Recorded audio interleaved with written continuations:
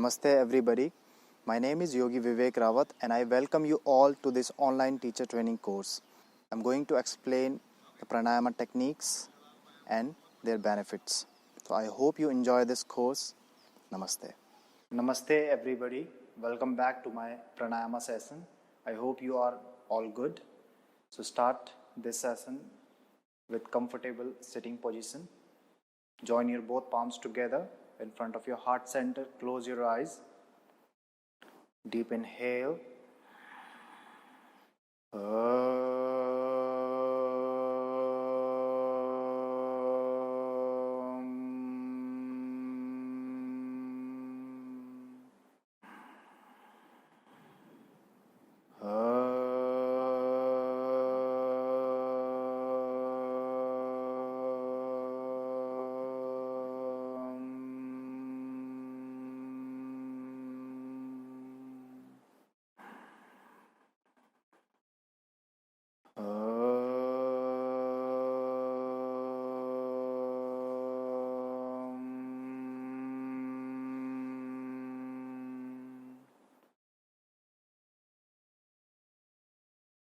Start rubbing your palms together. Bring your palms on your eyes. Slowly take your palms down. Rest your palms on your knees. Open your eyes. Now today we have got this interesting technique, this topic of Nadi Sodhana, which is also called alternate nostril breathing. This is one of the very famous form of the technique of Pranayama, which is performed before any kind of even asana classes, after the asana classes as well, and by so many people, because in this particular technique there is not much intensity. It is quite easy to understand and it is quite easy to perform every day. Now, firstly, let's understand the meaning of Nadi Sodhana. So, Nadi means, again, we have already had this discussion. Nadi means channel, that subtle pathway where the energy flows. The second term is Sodhana, means cleansing. So, the English meaning of this is alternate nostril breathing. Why? We will get to know that while we will be talking about steps. Now, we need to understand these two mudras. We can adapt any mudra, any particular mudra out of these two. So the first one is Nasagra or Nasikagra mudra.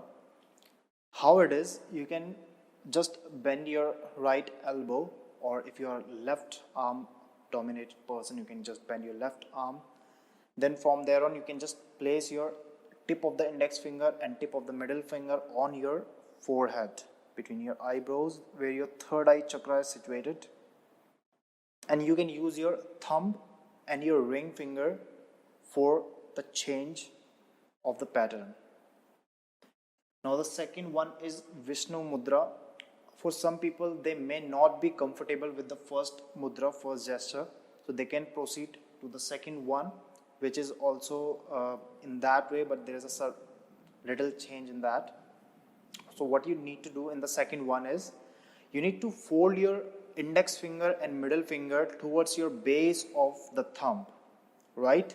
So folding your index finger and middle finger towards your base of the thumb and using your thumb and your ring finger for the pressing while you are going to close and open your nostrils.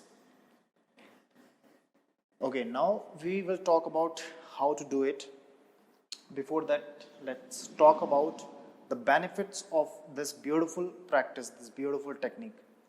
Now, this magnificent practice has got these benefits. There are so many benefits actually, to be honest, but I've written the primary benefits of this particular technique. So the first one is infuses the body with oxygen. Since we are not used to of doing full breathing, we don't utilize our lungs or diaphragm properly. So this practice allows us to increase the length of the breath, which allows us to bring more oxygen in the body and releasing more CO2 outside of the body, which is good for your brain as well, for your nervous system also. The second one is it reduces the stress and anxiety. Definitely, when you are in a condition of stress, anxiety, you are feeling depressed, you will always notice one thing, that your breath is uneven. Your breath is quite shallow. You're not even aware of your breath. So when you are aware of your breath, when you do some deep breathing practice daily, you will feel massive changes in your daily lives, and the way you handle stress and anxiety. It will definitely reduce the level of all these problems. The next one is it calms and rejuvenates the nervous system.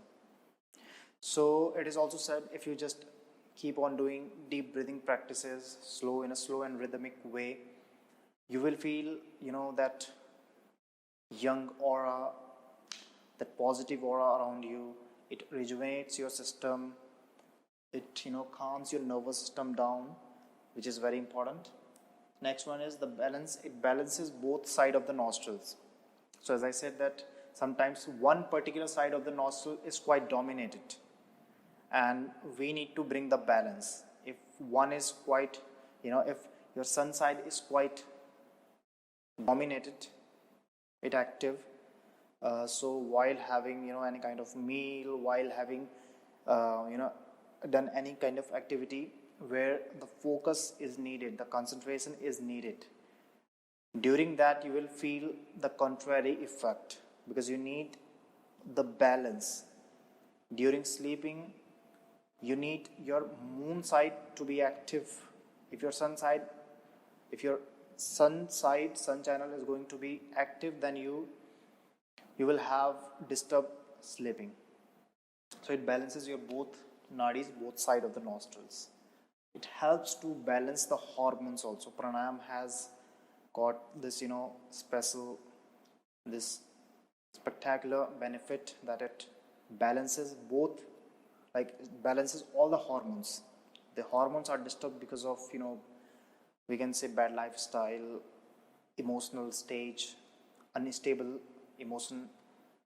So these are some factors. So it balances our all the hormones. Now if I talk about the contraindications of this practice, there are not much contraindications if you do it like with proper awareness, but still there are very few. If you have blocked sinus, especially if you have done that niti, the first part of Sat Karma, we are going to discuss about that as well. So if you have done that, if you have like runny nose, if you have blocked sinus, if you have sinusitis, then first thing is you need to just blow out very hardly, so that you can just keep your breath regular.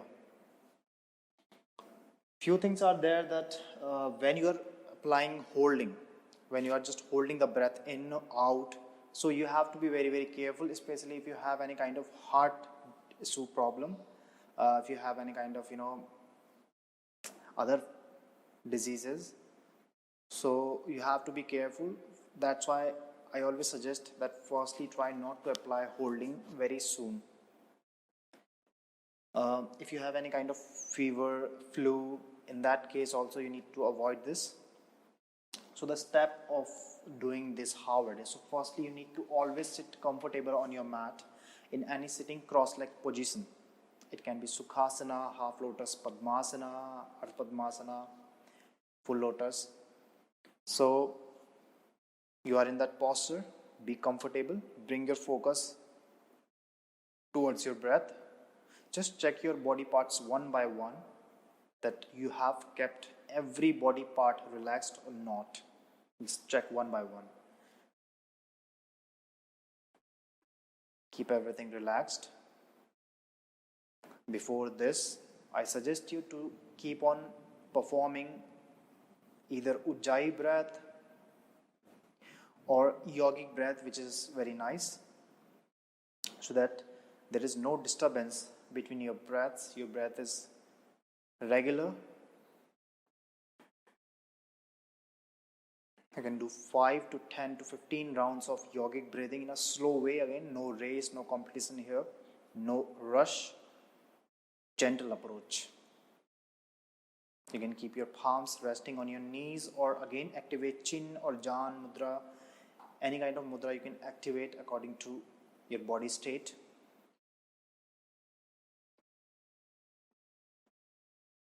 Now from here, when you are prepared, when you are deeply focused towards your breathing, towards your body, towards the practice as well.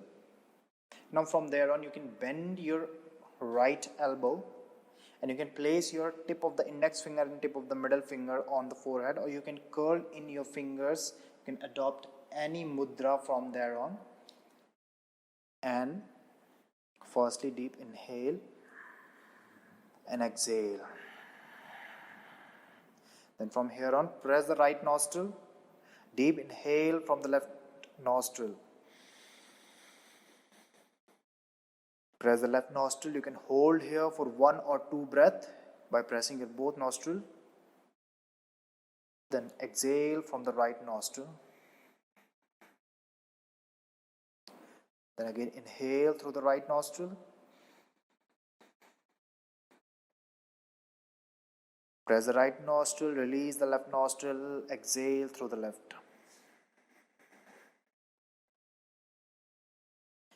So this is the one round of this alternate nostril breathing. Few things which you really need to be aware of. Make sure that when you are activating this mudra, you are not pressing your fingers very hardly on your forehead. It is not engaged. Everything is relaxed here. When you are pressing your nostril one by one, so make sure that you are not again pressing it too harshly. You are like, there is a gentle approach there. There is a softness there. Otherwise, you can compress your nerves while doing this practice. One thing again I want to share here. So from here, when you are practicing, make sure that you are not bringing your elbow towards the center line. What that does, so you are squeezing your lung. Your lungs should be open, your chest should be open, but if you are bringing your elbow towards the central part, and it happens when you are deep into the practice. It happens when you just keep on practicing anything for a long time. You always tend to lose your concentration towards other factors because you are totally aware of your breathing, totally aware of releasing the one nostril, inhaling from the one side, exhaling from the one side. So maybe you're not aware of alignment. So always keep your chest nicely open. Do not compress your lungs. Keep your chest nicely open.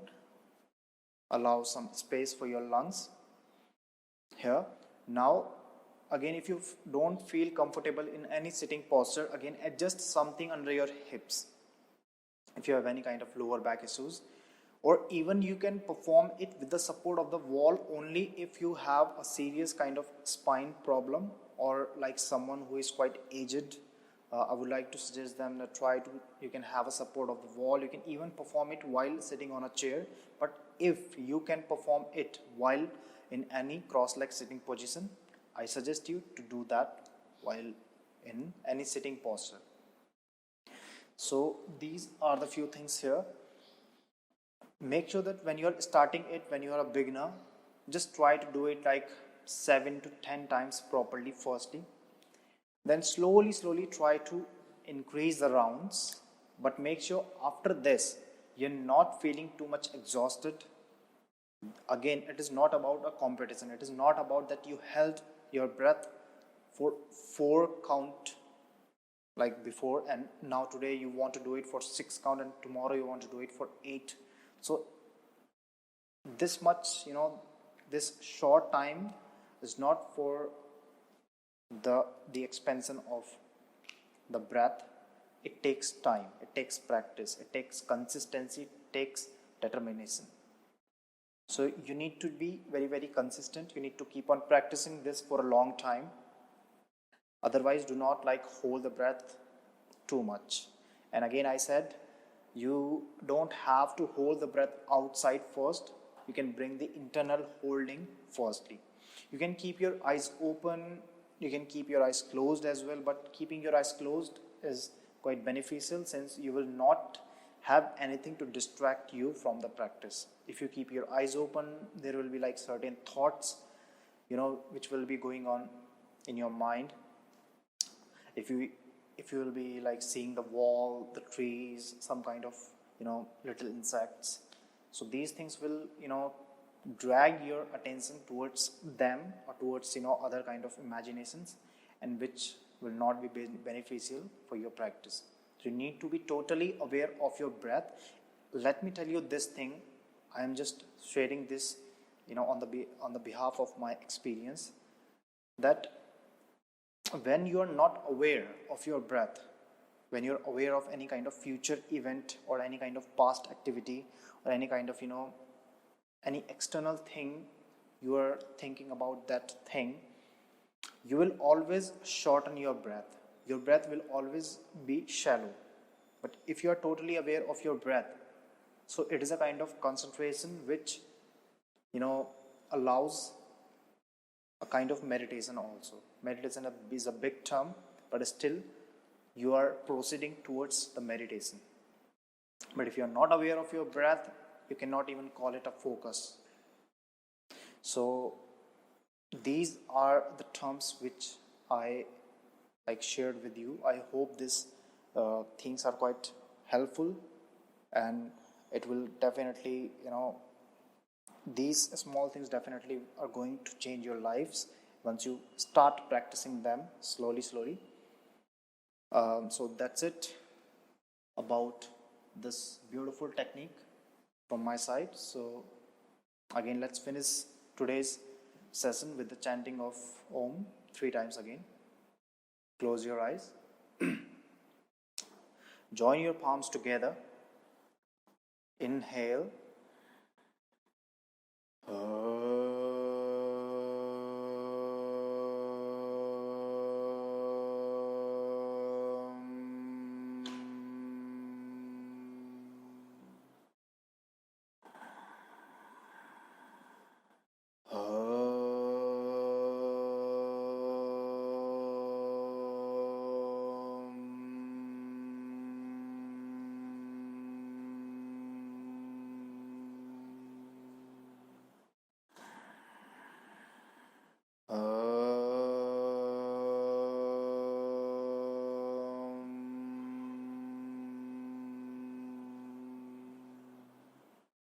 Shanti, Shanti, Shanti. Rub your palms.